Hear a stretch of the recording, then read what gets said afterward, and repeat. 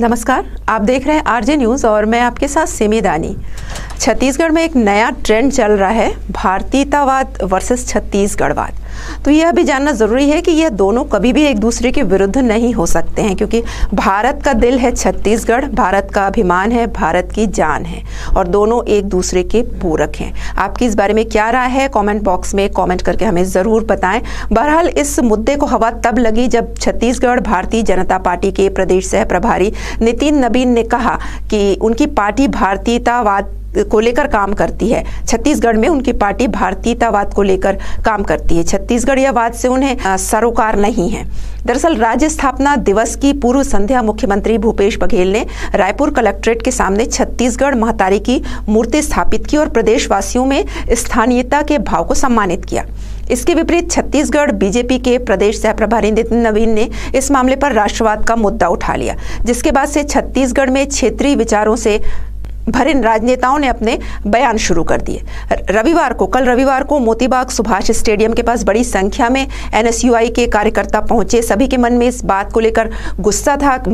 को लेकर काफी गुस्सा था कि नितिन नबीन ने ऐसा बयान क्यों दिया।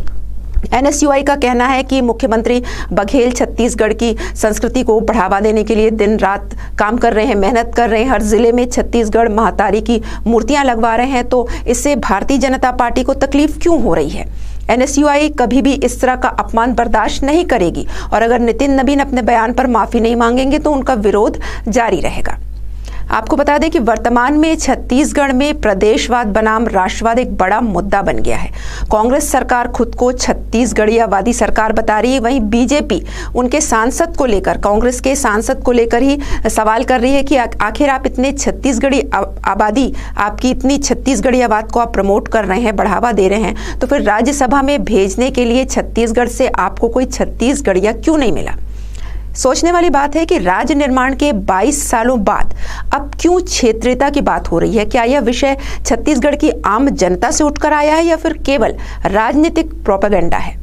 कांग्रेस और बीजेपी दोनों ही राष्ट्रीय राजनीतिक दल छत्तीसगढ़ में शासन कर चुकी हैं, लेकिन फिर भी आज तक यहाँ की क्षेत्रीय भाषा को सम्मान नहीं मिला है।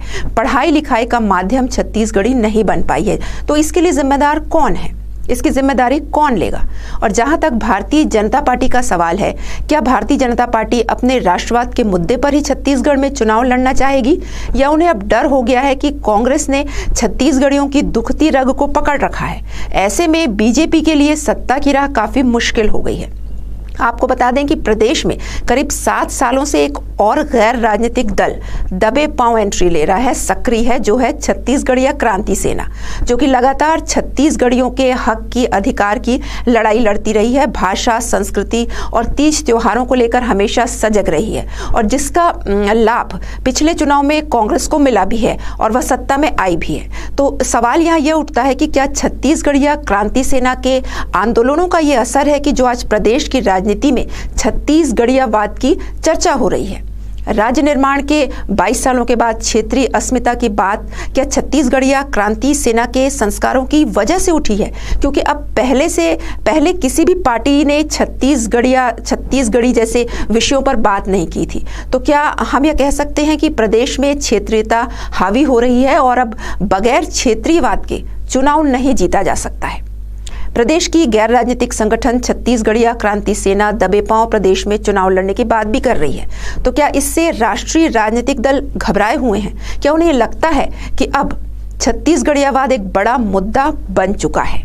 छत्तीसगढ़ की राजनीति में शुरू से ही प्रांतों का दबदबा रहा है, जिसका विरोध लगातार छत्तीसगढ़ीय क्रांति सेना कर रही है और यह दावा भी करती रही है कि छत्तीसगढ़ से परदेसिया खरपतवार को वे उखाड़ फेंकेंगे। तो क्या राष्ट्रीय राजनीतिक दलों को अस्तित्व का डर बैठ गया है कि क्या इसलिए अब ये बड़े राजनीतिक दल स्थानीय लोगों को आगे लाकर यह बताने की कोशिश कर रहे हैं कि उनकी पार्टी छत्तीसगढ़ियों को प्रमोट कर रही है, आगे ला रही है? अगर छत्तीसगढ़ीय क्रांति सेना चुनाव लड़ती है तो क्या कांग्रेस और भारतीय जनता पार्टी अपनी चुनावी स्ट्रेटेजी बदलकर सभी 90 विधानसभा सीटों में अपने छत्तीसगढ़ीय कार्यकर्ताओं को टिकट देंगी? ये एक सवाल है। लगातार छत्तीसगढ़ीय क्रांति सेना के समर्थक प्रदेश में क्षेत्रीय दल के रूप में काम करने की बात कह रहे हैं और उनके राजनीति में आने से भारतीय जनता पार्टी और कांग्रेस को क्या फर्क पड़ेगा? ये देखने वाली बात होगी। क्या भाजपा और कांग्रेस के स्थानीय नेताओं को अब लगने लगा है कि अब छत्तीसगढ़ के लोग अपनी स्थानीय पहचान, संस्कृति, भाषा के लिए तटस्थ हो रहे हैं, जागरूक हो रहे हैं? और अगर हाँ, तो यह प्रदेश की राजनीति में, देश की राजनीति में किस तरह का परिवर्तन साबित होगा, यह तो वक्त ही बताएगा। अभी तक के लिए बस इतना ही। आगे की ताज़ा तरीन खबरों के लिए आप जुड़े रहिए आरजे न्यूज़ के साथ। नमस्कार।